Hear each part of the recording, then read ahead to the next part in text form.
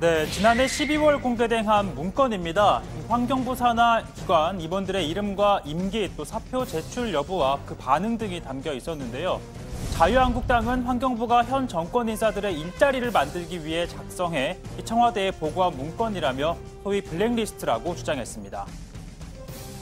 누구와 누구가 반발하고 있고 밑에 주석을 보면 어떠한 형태로 지금 반발하고 있는지도 기재가 되어 있습니다. 선거 캠프에 계시던 분 일자리 저희가 많이 만들고 있습니다. 라면서 보고를 했다고 합니다.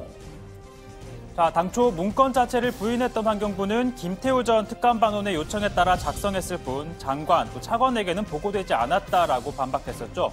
자, 청와대도 현 정부 인사정책은 과거 정부와 다르다며 이 블랙리스트라고 하는 건 먹칠이라고 했습니다. 자, 그러면서 민간인 사찰 의혹으로까지 번지자 이렇게 반박했습니다. 문재인 정부는 국정농단 사태의 원인을 단 한시도 잊은 적이 없습니다. 문재인 정부의 유전자에는 애초에 민간인 사찰이 존재하지 않습니다.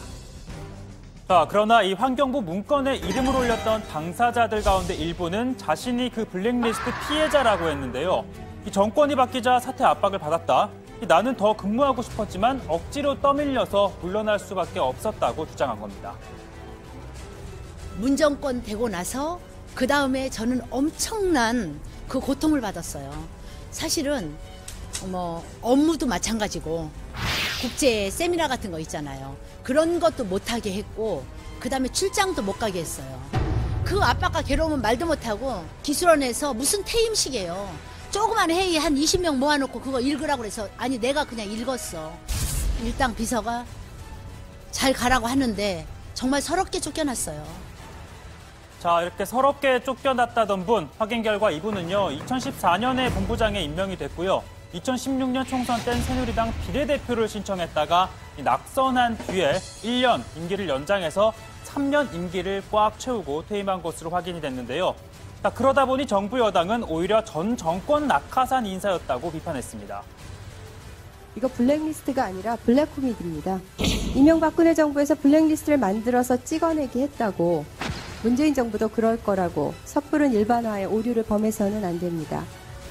자, 그러나 이 수사를 진행한 검찰의 판단은 또 달랐습니다. 환경부가 사퇴할 이유가 없는 산하기관 임원들에 대해 표적 감사를 한 것으로 봤습니다.